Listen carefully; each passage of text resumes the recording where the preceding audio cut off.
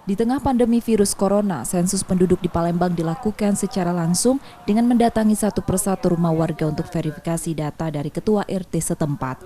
Tatap muka yang dilakukan dengan menerapkan protokol kesehatan untuk petugas sensus maupun warga yang didata, seperti menggunakan masker, face shield, dan menjaga jarak. Sebelum menjalani tugasnya, petugas sensus melakukan tes cepat COVID-19 untuk mencegah klaster baru penyebaran virus corona. Sensus penduduk tatap muka ini sudah berjalan 5 hari dan akan berakhir pada 15 September nanti. Ada 336 keluarga perharinya yang didata atau wawancara langsung di setiap kecamatan.